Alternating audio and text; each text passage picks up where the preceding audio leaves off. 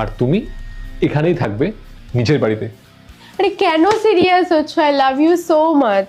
But I don't love you. যে স্ত্রী তার স্বামীর দুঃখে থাকে না সে কোনো স্ত্রী নয়।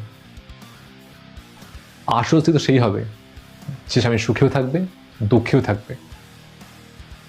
এনিওয়ে, আমি জানি যে এটা সিরিয়াস ছিল, আর তুমি তো এটাই চেয়েছিলে যে আমাদের ডিভোর্স হয়ে যাক, আর আমি তো সেটাই চাইছি।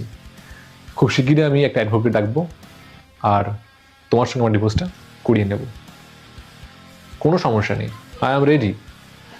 তোমার যখন ইচ্ছা ছিল তো সেটাই হবে। তোমার ইচ্ছা আমি ফেলতে পারবো না। এনিওয়ে, রাখো ওটা,